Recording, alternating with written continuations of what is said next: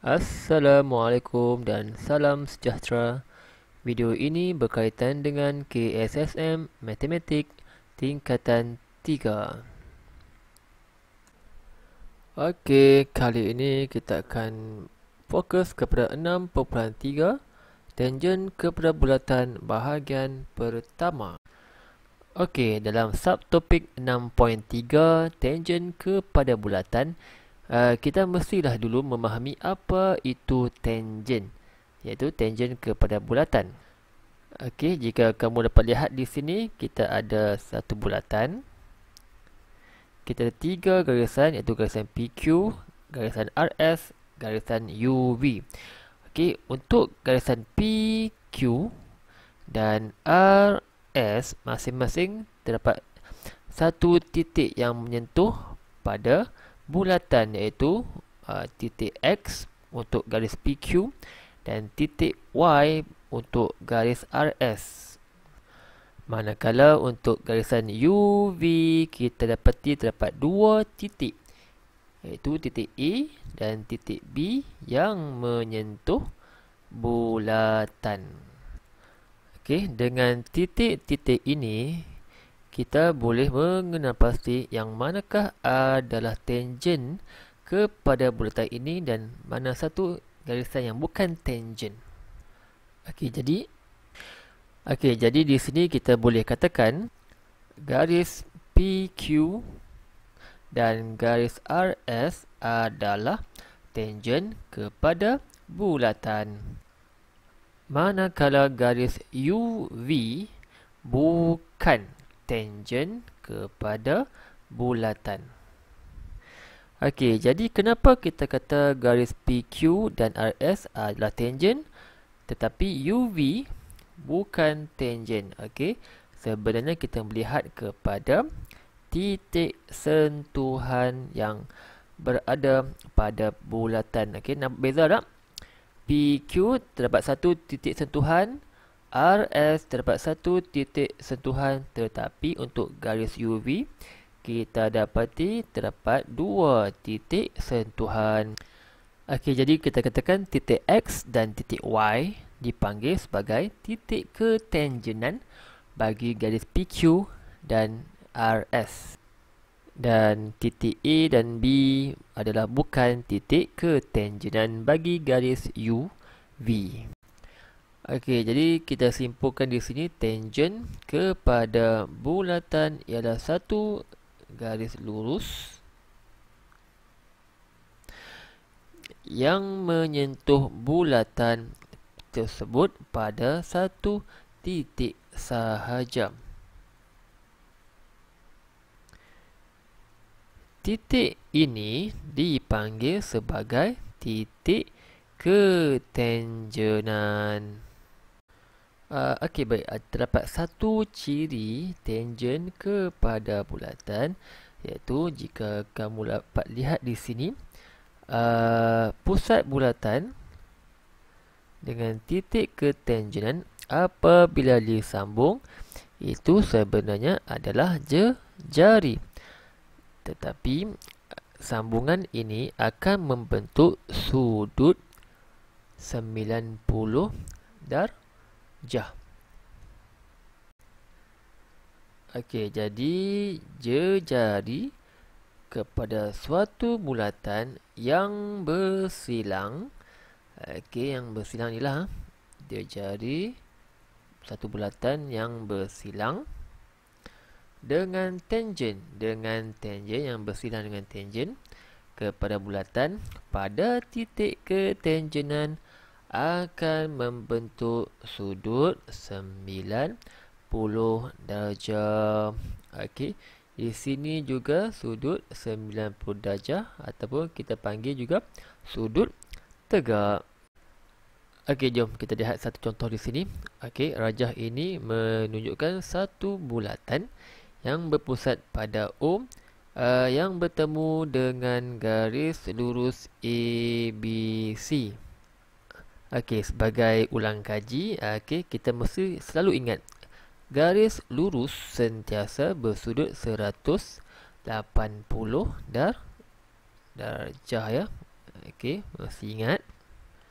Okey, garis ABC ini bersentuhan dengan bulatan pada titik B. Jadi kita diminta untuk mencari nilai X, nilai sudut X. Dan di sini diberikan sudut AO. Jika dapat lihat di sini, sudut 138 darjah di sini.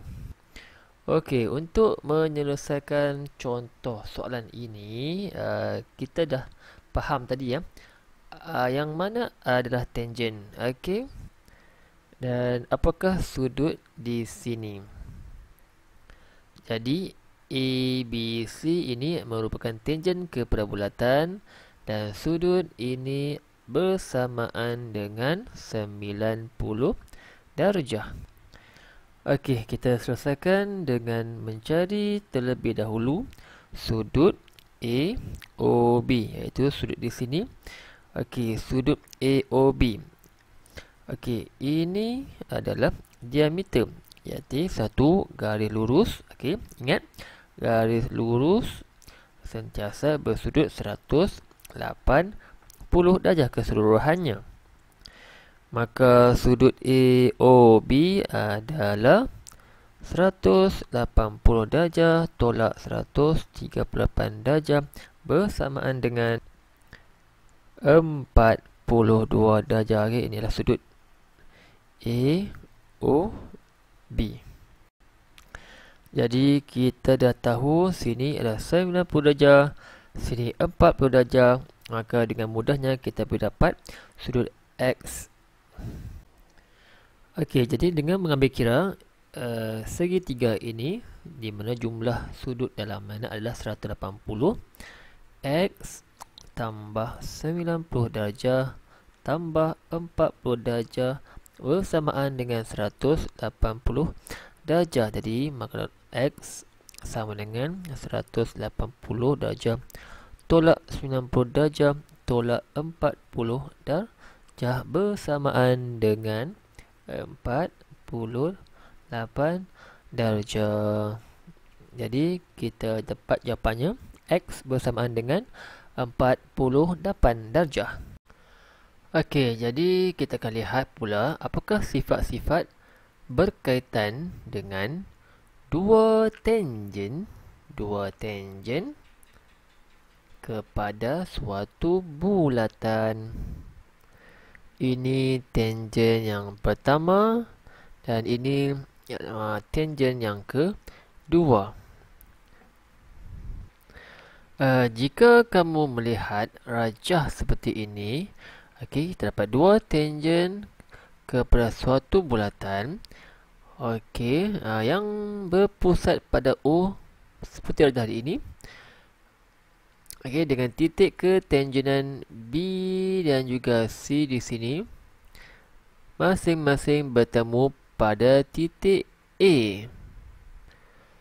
Titik A merupakan satu titik di luar bulatan. Okey, titik ketangenan bertemu pada titik A dan juga di sini titik ketangenan ini juga bertemu ke titik A. Baik, di sini kita boleh katakan bahawa BA, panjang BA adalah sama dengan panjang CA. Manakala sudut BOA adalah bersamaan dengan sudut COA dan sudut BAO ataupun OAB dan juga sudut OAC juga adalah sama nilai besarnya.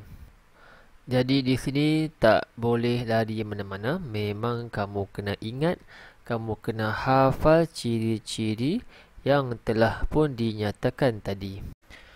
Okey, baik, kita lihat lagi contoh.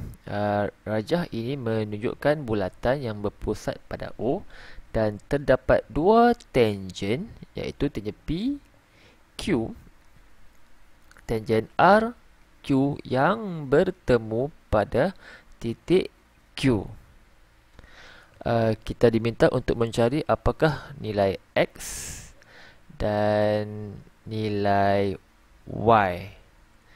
Dan kita juga diminta untuk mencari apakah jejari bulatan ini. Okey, dengan mengingati kembali ciri-ciri, sifat-sifat dua tangen kepada satu bulatan, kita dapati, kita mesti tahu PQ dan RQ adalah sama panjang. Jadi kita boleh katakan RQ sama dengan PQ. So RQ sama dengan 14 cm, iaitu nilai Y.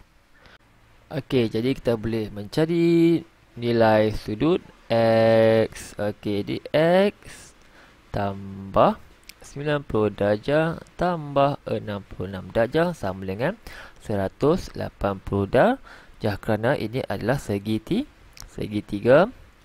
Okey, di X sama dengan 180 darjah tolak 90 darjah tolak 66 darjah sama dengan 24 darjah.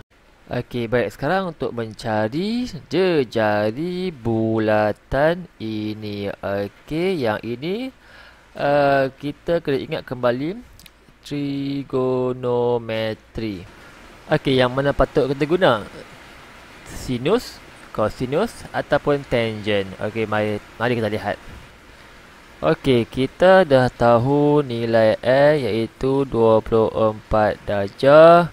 Kita tahu panjang PQ dan kita nak mencari jejari iaitu PO ataupun OP. Dengan merujuk kepada sudut 24 darjah ini, kita tahu 14 cm ini bersebelahan dan OP ini adalah bertentangan. Dan kita tak guna pun hipotenus yang bertentangan dengan sudut 90 darjah. Okey, jadi jelaslah kita perlu menggunakan nisbah trigonometri tangent. Okey, tangent 24 darjah, okey, 24 darjah sama dengan panjang sisi yang bertentangan iaitu OP yang kita nak cari dibahagikan dengan panjang sisi bersebelahan iaitu 14 cm. Jadi OP sama dengan tangent 24 darjah darabkan dengan 14. Kita dapat panjang jejarinya adalah 6.233 cm. Okey, nilai ini kamu gunalah kalkulator, kamu tekan, kamu ingat kembali macam mana nak cari. Jadi OP bersamaan dengan 6.233 cm. Baik, selesai. Baik, sekian sahaja video saya kali ini. Terima kasih kerana sudi menonton. Dan jangan lupa like, komen dan subscribe channel Cikgu Fazli. Okay, bye.